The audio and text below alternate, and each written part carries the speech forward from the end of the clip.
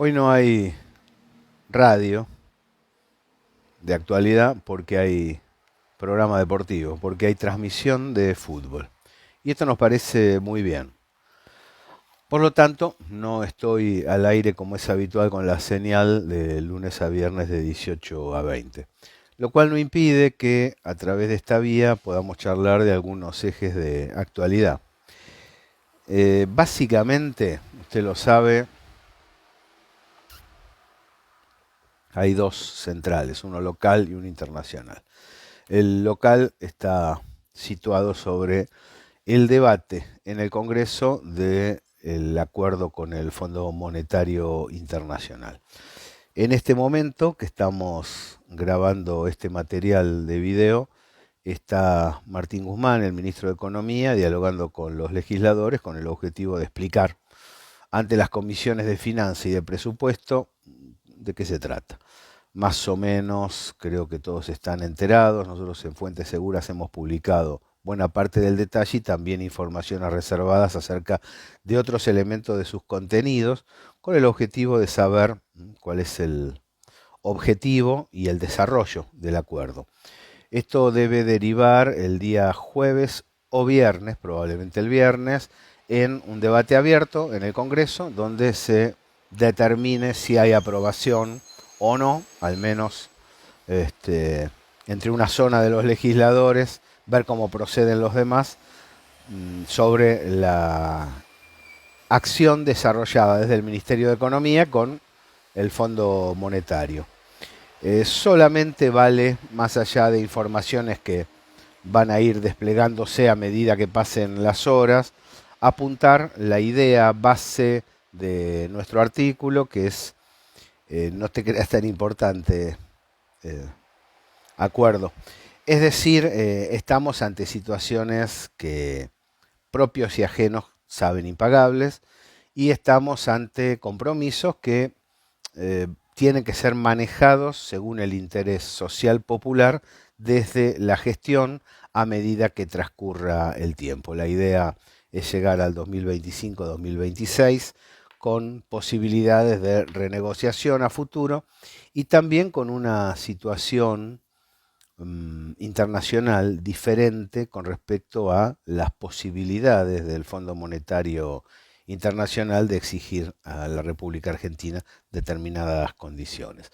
Vale, si se quiere señalar, que el origen de el adeudo está dado por la necesidad de Mauricio Macri como presidente de la Nación, sus asociados, dirigentes y las empresas que lo potenciaron en esa dirección, de hacerse de recursos para financiar la fuga, enriquecerse, pero cargarle la deuda al conjunto del pueblo argentino a través de su Estado. Por lo tanto, consideramos que las demandas que se han escuchado por estas horas, aunque no tienen un análisis temporal claro, sino que tienen una visión más inmediata de lo que en realidad está sucediendo, tienen razones para posicionarse y denunciar que el acuerdo es ilegal, ilegítimo, debe ser investigado y que aquellos que fueron beneficiados por él mismo son los que deben aportar para poder hacer frente a las erogaciones internacionales. Un detalle más en esa dirección, la Argentina no depende específicamente de ese acuerdo para desarrollar su economía. En realidad, con un buen trabajo de diseño económico, la Argentina tiene un Estado, es decir, que se ha ido recomponiendo en los últimos 2 años y tuvo una época de florecimiento en el periodo previo al macrismo. Fue desestructurado por la gestión liberal conservadora, pero tiene un Estado. Ese Estado además cuenta con herramientas financieras muy importantes, como los bancos de su propiedad. Es decir, tiene posibilidades de intervención sobre la vida económica nacional en un sentido popular y productivo.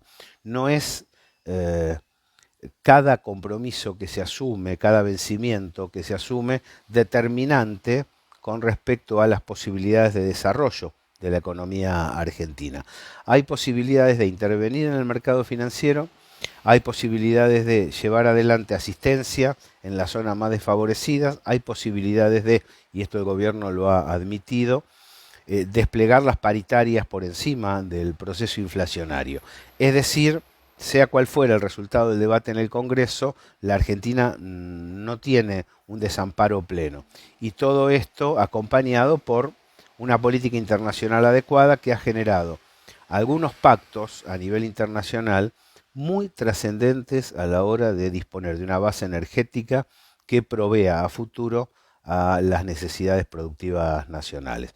Esto está, no es necesario empezar a dar una batalla para conseguirlo, aunque sí es necesario dar una batalla conceptual y práctica para que esas herramientas ya existentes se apliquen en el territorio nacional.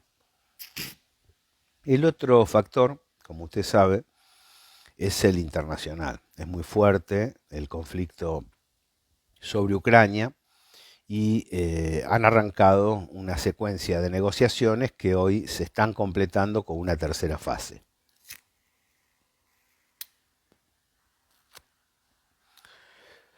Cuando nosotros planteamos la denuncia, que tuvo mucha repercusión porque la tomaron medios habitualmente no predispuestos a escuchar estas cosas, acerca de la falsía de determinados elementos informativos que hicieron circular los medios durante las semanas recientes, lo que estábamos señalando es básicamente que apegarse a la verdad en este caso no es tan complicado, hay que saber buscar.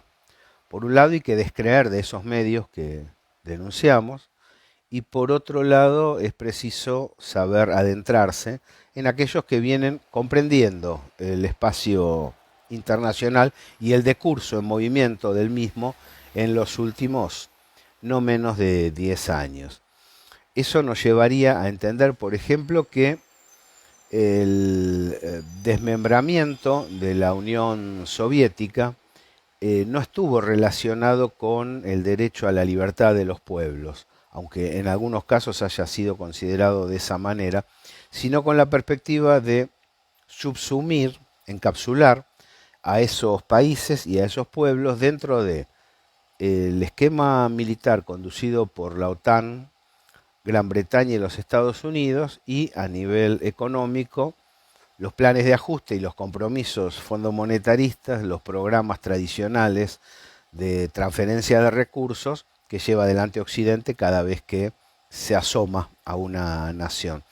De allí que cuando esos países empezaron a ponerse de pie, esto es muy visible en Asia Central, lo que fueron fue optando por gestiones que les garantizaban inversión productiva, más trabajo y más desarrollo. Esto obstaculizó con mucha energía las perspectivas del capital financiero a través de este bloque al que estamos haciendo referencia para poder desarrollar su acción. En particular, la situación de Ucrania fue muy conflictiva, muy litigiosa, porque se quitó del medio en el año 2014 a un gobierno que había logrado el 52% de los votos. Ahí es donde surgieron las grandes movilizaciones masivas en toda Ucrania, pero muy particularmente en la región del Donbass, hoy foco, ¿no?, con Donetsk y Lugansk, y en Crimea, entre otros, pero ahí con epicentro, donde la población, según plebiscitos concretos, ¿no?, en un 98% dijo, si el gobierno ucraniano, el gobierno de Kiev actúa así, nosotros preferimos ser una provincia rusa. Esa reconfiguración en base al interés social profundo de los pueblos, no solo, aunque también, a la amalgama cultural, es lo que ha dejado una situación irresuelta en toda la zona. Como Kiev vino aplicando tras el golpe de Estado esas políticas, lo que hay en Ucrania, y no se dice en los medios internacionales, es una situación de pobreza aguda. Cerca del 35% de la sociedad ha caído por debajo de los niveles de pobreza. el desempleo ha alcanzado niveles récords y lo que es una verdadera potencia agroalimentaria, pero también con pespuntes industriales importantes a nivel armamentos, a nivel automotores, entre otros factores de know-how trascendentes, ha quedado aplastada económicamente. Y mientras hasta el 2014, con la determinación popular, su PBI fue creciendo, después del golpe de Estado, que se presentó en el resto del mundo como una movida democrática para poder garantizar la libertad de los pueblos, empezó a decaer en una situación muy dramática. Esto llevó a que en diciembre del año pasado hubiera movilizaciones muy grandes en contra del programa económico de Zelensky. Bueno, frente a esta situación, la OTAN, que necesita lograr una conflictividad importante en base a aquellos planes que Zbigniew Brzezinski planteara en su momento, lograr una distancia, si es posible una reyerta, una pelea o una fractura entre Rusia y China, y lograr además que ambas naciones se dividan por lo menos en cuatro, ¿no? Para poder debilitarlas de modo pleno. La sensación es que el talento de Brzezinski no aparece encarnado en la conducción de la OTAN, ni en la conducción actual atlantista de los Estados Unidos, lo cual lleva a que la expansión hacia el este con el objetivo de cercar Rusia y generar este tipo de distorsiones de las que venimos hablando, tenga, bueno, una perspectiva muy acotada. La reacción de Rusia fue rápida, de carácter defensivo, sobre todo porque la provocación del gobierno de Kiev, impulsado por la OTAN y por los Estados Unidos, fue bombardear poblaciones civiles en las regiones de las que estamos hablando. En este momento, lo que se ventila no es qué nación puede llevar adelante la contienda, porque está bastante claro, sobre todo porque, a diferencia de lo ocurrido durante la hegemonía del capital financiero y plasmada en la letra en el consenso de Washington, ya Estados Unidos, Gran Bretaña y la OTAN, el bloque que conduce el capital financiero, no tiene la potencia necesaria como para arrasar naciones enteras, como lo hizo con Libia, como lo hizo con Irak. Como un apunte entre nosotros, por lo que yo fui viendo cronológicamente y conceptualmente de la política internacional, ya estamos hablando de 2 décadas por lo menos a esta parte, lo que despertó, terminó de despertar a China acerca del panorama internacional fue la destrucción de Irak. Las sensaciones, si los dejamos avanzar, estos tipos no es que ponen un gobierno títere y extraen algunas riquezas, destruyen naciones, las destruyen. El tema Irak fue especialmente sensible por 2 factores. Por un lado, deja a China sin petróleo, algo que creyeron los norteamericanos y la conducción de la OTAN que iba a ser determinante para la destrucción china, para el bajón de su economía, pero apareció otro actor multipolar con posterioridad a la destrucción iraquí, que recién hoy se está recomponiendo a duras penas, que es Irán. Y dice, nosotros podemos proveer de petróleo a China. Y en todo el tramo posterior a esa invasión, China logró reformular su aparato productivo, seguir adelante en su crecimiento inobjetable a través de el aporte gasífero ruso y de petróleo iraní. Esto generó una coalición bastante sólida que se asienta en perspectivas, pero también se asienta en necesidades inmediatas. El otro elemento es que China observó que entre la destrucción y el acaparamiento de los recursos naturales se daba una ofensiva atlantista inaceptable. El otro punto que fue determinante en ese momento para el despertar de las potencias multipolares, y en especial China, es que tanto Libia como Irak estaban saliendo del patrón dólar. Cosa que el dólar, una moneda sin sustento productivo, sin equivalencia entre su volumen y la producción local norteamericana. Es moneda internacional a punta de pistola. La determinación de esas dos naciones también fue decisiva para que los Estados Unidos avanzaran con todo. Esto fue dando pensamiento práctico a determinadas instancias decisivas de las potencias multipolares para señalar en algún momento tenemos que salir de esta situación. Lo que está sucediendo ahora es que frente al panorama observado desde hace no menos de 3 años, 4, China le está diciendo a Europa, y de hecho Rusia lo está haciendo, súmense a la multipolaridad porque hay buenos negocios para ustedes y tal vez hasta la posibilidad de reconfigurar los estados de bienestar que tanta satisfacción le ha brindado a sectores internos de sus pueblos. Esto se plasmó, por un lado, en el acuerdo Gazprom, Nord Stream. La posición norteamericana sobre el gas ruso es muy difícil de sostener, digamos, más allá de la agitación de titulares en los medios occidentales. En realidad no tiene ningún sentido. Pero por otro lado, China y Europa firmaron, antes de la llegada de Joseph Biden, días antes, porque comprendían que el atlantismo iba a bombardear, un acuerdo muy importante que publicamos en Fuentes Seguras acerca de la apertura de mercados profundos asiáticos a las empresas europeas y también a el intercambio inversor en materia infraestructural, en materia de caminos, en materia de naves, en materia de elaboración aeroespacial. Este acuerdo era lo que le posibilitaba a Europa adentrarse en lo que serían los ganadores del próximo decenio.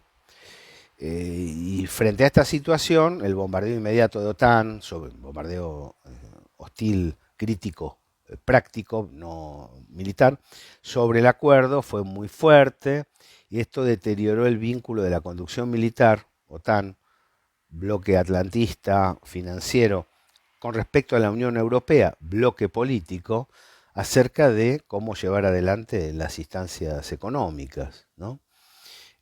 Hoy la Unión Europea se debate en cómo lograr, sin entrar en una colisión pública y compleja, desprenderse de las políticas de la OTAN, que había sido su brazo armado originalmente, y poder operar económicamente según las conveniencias.